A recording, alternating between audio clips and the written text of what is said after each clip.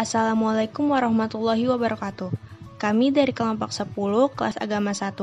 Saya Naila Madania dan teman-teman saya, Syamira Laina dan Syahana Masni Putri akan menjelaskan tentang sistem hukum dan peradilan di Indonesia.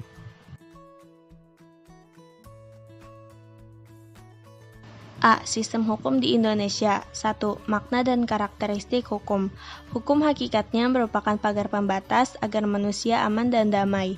Hukum merupakan aturan, tata tertib, dan kaidah hidup. Di dalam hukum terdapat beberapa unsur, di antaranya sebagai berikut. A. Peraturan mengenai tingkah laku manusia dalam pergaulan masyarakat. B. Peraturan dibuat dan ditetapkan oleh badan-badan resmi yang berwajib. C. Peraturan bersifat memaksa. D. Sanksi terhadap pelanggaran peraturan tersebut adalah tegas. Karakteristik dari hukum adalah adanya perintah dan langgaran perintah atau langgaran tersebut harus dipatuhi oleh semua orang.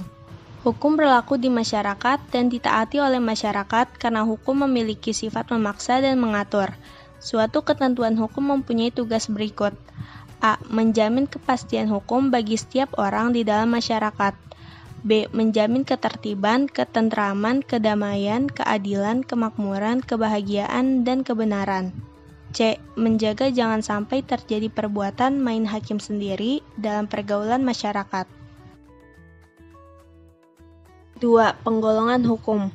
Berdasarkan sumbernya, A. Hukum undang-undang, yaitu hukum yang tercantum dalam peraturan perundang-undangan. B. Hukum kebiasaan, yaitu hukum yang terletak dalam aturan-aturan kebiasaan. C. Hukum traktat, yaitu hukum yang ditetapkan oleh negara-negara di dalam suatu perjanjian antar negara atau traktat. D. Hukum jurisprudensi, atau hukum yang terbentuk karena keputusan hakim. Berdasarkan tempat berlakunya. A. Hukum nasional, yaitu hukum yang berlaku dalam wilayah suatu negara tertentu. B. Hukum internasional, yaitu hukum yang mengatur hubungan hukum antara negara dalam dunia internasional. C. Hukum asing, yaitu hukum yang berlaku dalam wilayah negara lain.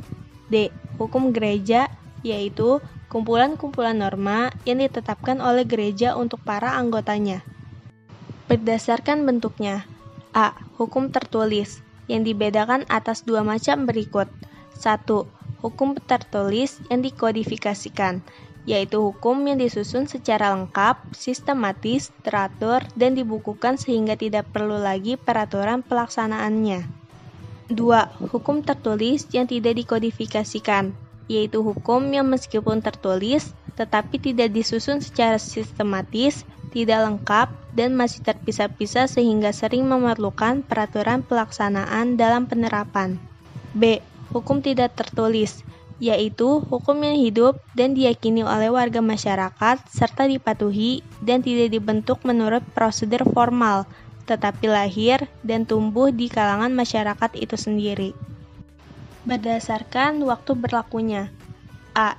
Ius constitutum, atau hukum positif, yaitu hukum yang berlaku sekarang bagi suatu masyarakat tertentu dalam suatu daerah tertentu. B. Ius constituendum, atau hukum negatif, yaitu hukum yang diharapkan berlaku pada waktu yang akan datang. Berdasarkan cara mempertahankannya. A. Hukum material, yaitu hukum yang mengatur hubungan antara anggota masyarakat yang berlaku umum tentang hal-hal yang dilarang dan dibolehkan untuk dilakukan. B. Hukum formal, yaitu hukum yang mengatur bagaimana cara mempertahankan dan melaksanakan hukum material. Berdasarkan sifatnya. A. Hukum yang memaksa, yaitu hukum yang dalam keadaan bagaimanapun juga harus dan mempunyai paksaan mutlak. B. Hukum yang mengatur, yaitu hukum yang dapat mengesampingkan apabila pihak-pihak yang bersangkutan telah membuat peraturan sendiri dalam suatu perjanjian. Berdasarkan wujudnya. A. Hukum objektif, yaitu hukum yang mengatur hubungan antara dua orang atau lebih yang berlaku umum. B. Hukum subjektif, yaitu hukum yang timbul dari hukum objektif dan berlaku terhadap seorang atau lebih. Berdasarkan isinya. A. Hukum publik, yaitu hukum yang mengatur hubungan antara negara dengan individu atau warga negara menyangkut kepentingan umum atau publik. Hukum publik terbagi atas hukum pidana, hukum tata negara, hukum tata usaha negara atau administratif, dan hukum internasional. B. Hukum privat atau sipil, yaitu hukum yang mengatur hubungan antara individu satu dengan individu lain, termasuk negara sebagai pribadi. Hukum privat terbagi atas hukum perdata dan hukum perniagaan atau dagang. 4. Tata hukum Indonesia. Tata hukum merupakan positif atau hukum yang berlaku di suatu negara pada saat sekarang.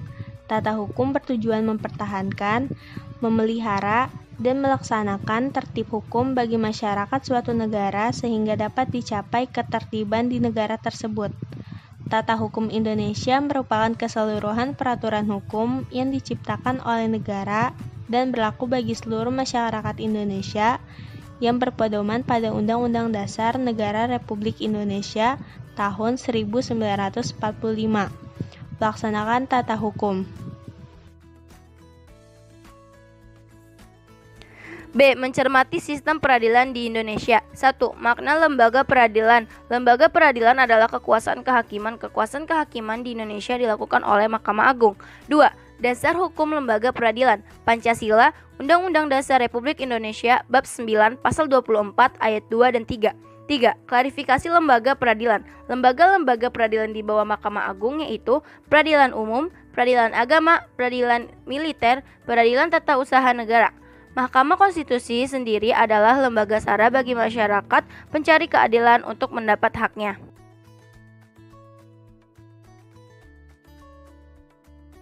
4.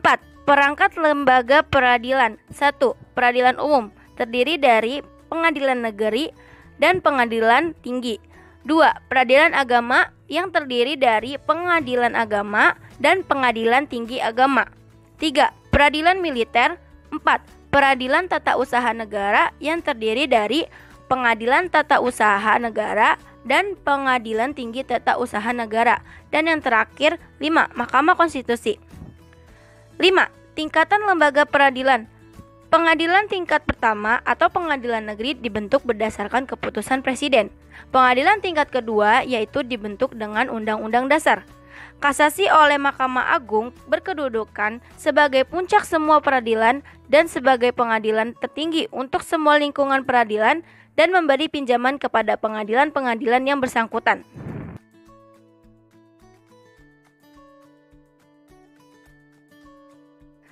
6. Peran lembaga peradilan terdiri dari 1. Lingkungan peradilan umum. Kekuasaan kehakiman di lingkungan peradilan umum dilaksanakan oleh pengadilan negeri, pengadilan tinggi, dan Mahkamah Agung. Kedua, lingkungan peradilan agama. Kekuasaan kehakiman di lingkungan peradilan agama dilakukan oleh pengadilan agama. Ketiga, lingkungan peradilan tata usaha negara. Peradilan tata usaha negara berperan dalam proses penyelesaian sengketa tata usaha negara. Dan yang keempat, lingkungan peradilan militer khususnya bagi pihak-pihak berikut. A. Anggota TNI. B. Seseorang yang menurut undang-undang dapat dipersamakan dengan anggota TNI. C. Anggota jawatan atau golongan yang dapat dipersamakan dengan TNI menurut undang-undang.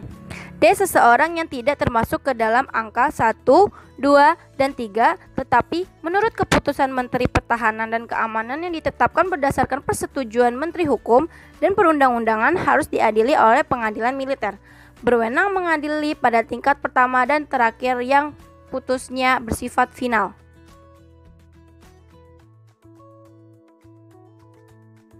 C. Menampilkan sikap yang sesuai dengan hukum. 1. Perilaku yang sesuai dengan hukum yaitu tingkatan kepatuhan yang diperlihatkan oleh seseorang warga negara secara langsung menunjukkan tingkat kesadaran hukum yang dimilikinya.